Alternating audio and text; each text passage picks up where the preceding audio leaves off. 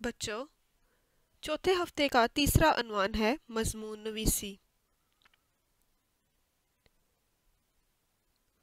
آپ اس قابل ہو جائیں گے کہ مضمون کے حصے بیان کر سکیں، مضمون نویسی کے بنیادی اصولوں کو مد نظر رکھتے ہوئے اپنے خیالات کو ترتیب سے لکھ سکیں۔ جی تو بچوں، آپ مجھے بتائیے مضمون کسے کہتے ہیں؟ اس کے کتنے حصے ہوتے ہیں؟ کسی موضوع کے بارے میں تفصیلی بیان کرنا مضمون کہلاتا ہے۔ مضمون ایک پیراگراف سے لے کر کئی سو صفحات پر بھی مشتمل ہو سکتا ہے۔ مضمون کی طوالت لکھنے والے کی عمر، تعلیم اور تجربے پر انحصار کرتی ہے۔ مضمون ایک پیراگراف سے لے کر کئی سو صفحات پر بھی مشتمل ہو سکتا ہے۔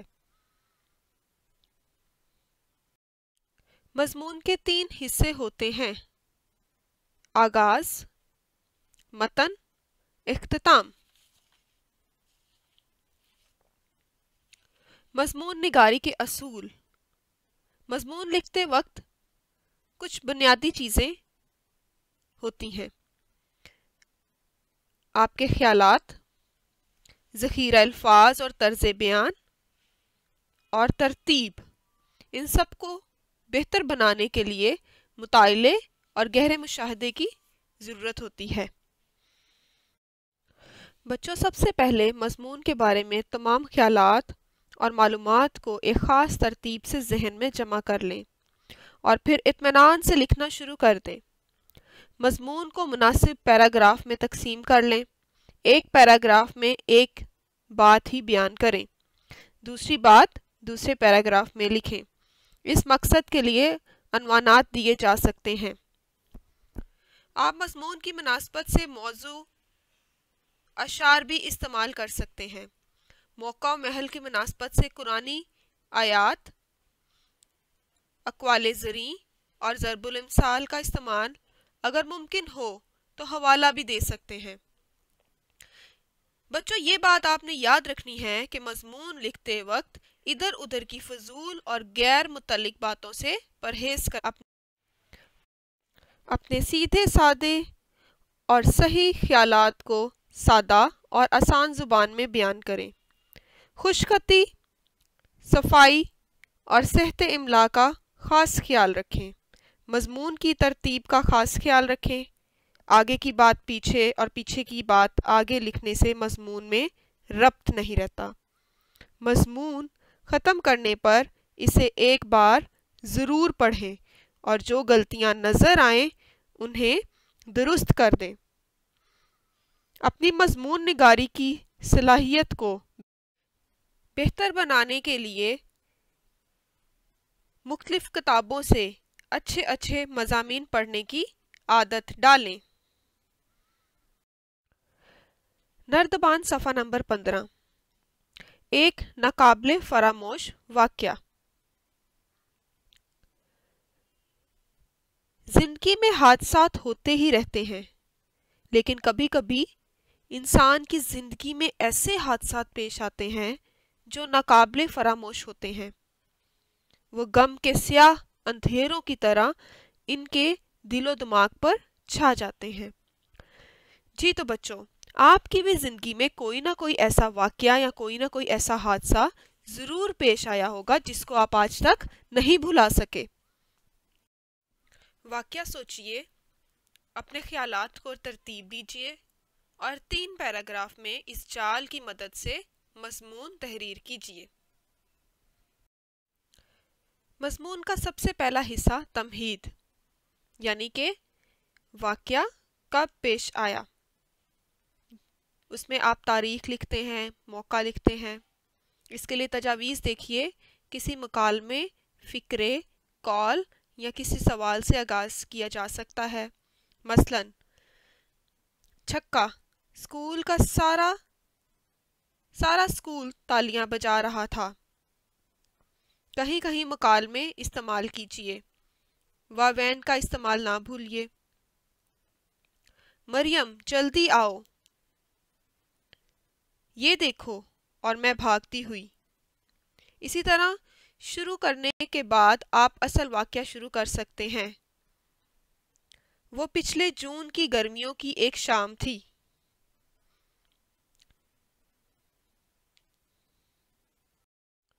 मज़मून का दूसरा हिस्सा मतन।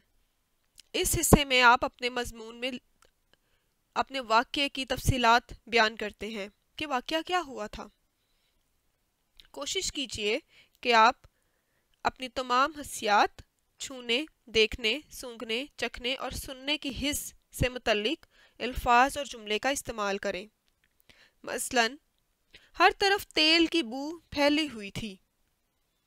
सब्ज़ाज़ार पर फूलों में तितलियां भी उड़ते फूलों की तरह थीं। बाग में लगी रेलिंग बर्फ की तरह ठंडी थी। मज़ेदार गर्मा गर्म पकोड़ों और चनों की चटपटी चाट का सा मज़ा ही। चारों तरफ मेंढकों के तराने का शोर था। मज़मून का आखिरी हिस्सा इख्तिताम। इस हिस्से में आप दुआया जुमले, अपनी राय, कोई कौल या कोई शेर का इस्तेमाल करते हैं। आप अपनी राय मज़मून से मुतल्लिक बताते हैं। जी तो बच्चों, अभी आप नर्दबान सफ़ा नंबर 15 पर दिए गए अशारात की मदद से मज़मून तहरीर करेंगे। बच्चों, चौथे हफ्ते का चौथा अनवान वाहिद जमा है। इस सबक को पढ़कर आप इस काबिल हो जाएंगे कि वाहिद अल्फाज की जमा तहरीर कर सकें, वाहिद और जमा की पहचान कर सकें। अच्छा, तो बच्चों मुझे ये बताएं कि वाहिद और जमा में क्या फ़र्क है। वाहिद किसे कहते हैं और जमा किसे कहते हैं? आपके कमरे में कौन कौन सी चीज़ें हैं वाहिद में हैं और कौन कौन सी चीज़ें जमा में हैं? सोचिए। वाहिद वो इस्म है जो सिर्फ एक चीज़ या शख्स को जाहिर करे। दूसरे लफ्ज़ों में वो इस्म जो सिर्फ एक चीज़ के लिए बोला जाए वो वाहिद इस्म कहलाता है। जमा वो इस्म है जो एक से ज्यादा चीजों या अशखास को जाहिर करे, यानी वो इस्म जो एक से ज्यादा चीजों के लिए बोला जाए जमा इस्म कहलाता है। अभी आप अपने कमरे में देखिए कौन सी चीजें जमा में है और कौन सी चीज वाहिद में है। आप अपने कमरे में लगे हुए पंखे को देख सकते हैं, ये वाहिद में है। आप अपनी किताबों को देखें तो ये जमा में है। अगर आप अपने हाथ में मोबाइल या अपने सामने कंप्यूटर को देखें तो ये वाहिद में है। इसी तरह से बच्चों, आज हम वाहिद की जमा बनाएंगे। नर्दबान सफ़ा नंबर 3 निकालिए। इसमें सबसे पहला लफ्ज़ है असर। असर की जमा आसार, अमर की जमा अमूर, उफ़क़ अफ़ाक, अदब आदाब, उस्ताद असातिज़ा, आफत आफात, बरकत बरकात, बुर्ज बुरूज, बिनत बिनात, किस्त इकसात, जद अजदाद, रुकन अरकान, गर्ज अगराज, फर्द अफराद, तदबीर तदाबीर, तोहफा तहाइफ, फल्क अफलाक, तस्वीर तस्वीर, जानिब जुवानिब, जन्स अजनास, जुर्म जुराइम, गरीब गुरबा, हकीकत हकाइक, तौर अतवार, वहम ओहाम, शक्ल अशकाल, बाब अबवाब, तकलीफ तकालीफ, जुज़ अज्जा। जी तो बच्चों, अभी आपने वाहिद और जमा के बारे में सीखा। अब आप मुझे बताइए असर की जमा क्या है। सोचिए, असर की जमा आसार है।